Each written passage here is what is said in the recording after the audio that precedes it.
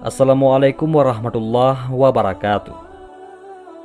Sa'labah bin Abdurrahman adalah salah satu sahabat yang begitu patuh dan begitu mencintai Rasulullah SAW.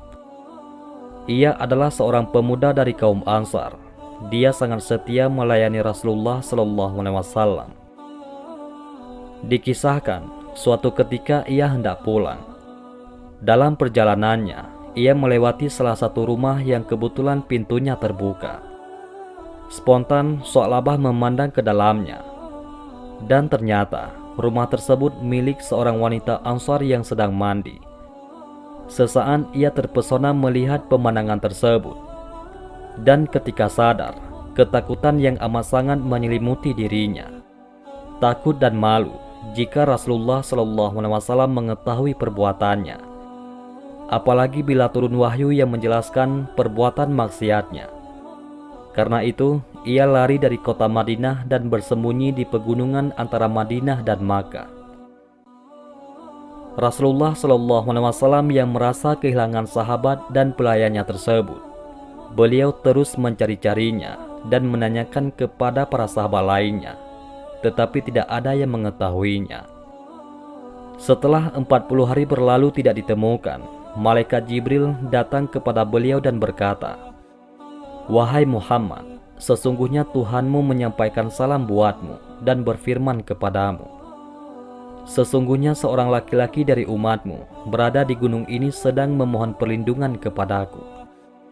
Maka Rasulullah SAW bersabda, "Wahai Umar dan Salman, pergilah cari Sa'labah bin Abdurrahman, lalu bawa kemari." Dua orang sahabat tersebut pergi ke tempat yang ditunjukkan Rasulullah SAW. Tetapi ternyata tidak mudah untuk menemukan Sa'labah. Pada suatu malam, mereka bertemu seorang pengembala bernama Dzufafa dan menanyakan keberadaan sahabat yang menghilang tersebut.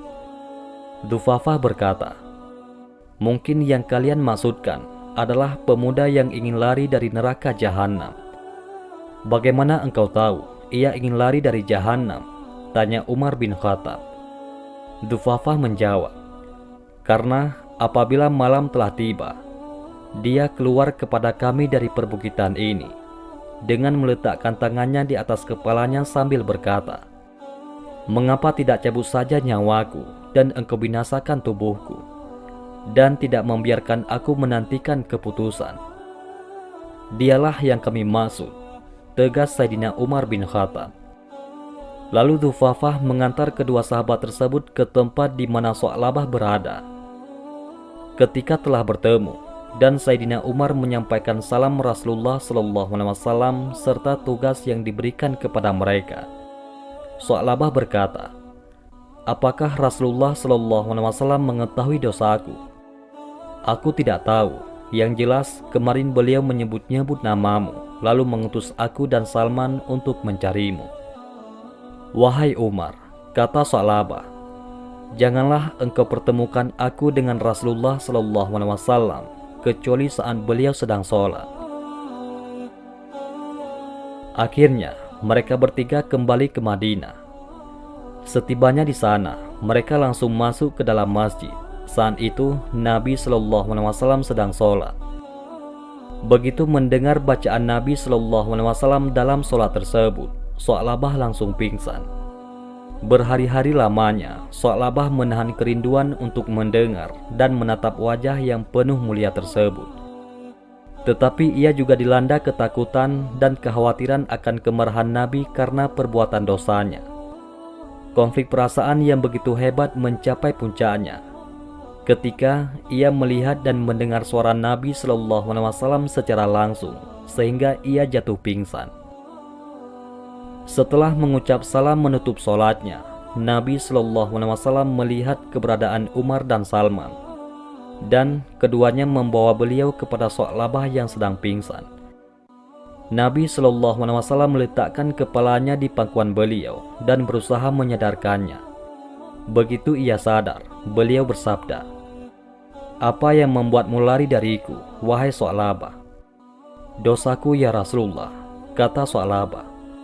Beliau bersabda, "Ucapkanlah, Allahumma rabbana atina fid dunya hasanah wa fil akhirati hasanah wa qina adzabannar. Ya Rasulullah, dosaku lebih besar daripada itu, kata Sa'labah radhiyallahu anhu.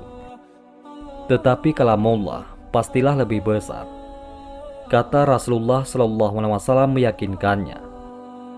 Melihat keadaannya itu, Nabi SAW menyuruh pulang ke rumahnya. Tetapi sampai di rumahnya, ia jatuh sakit.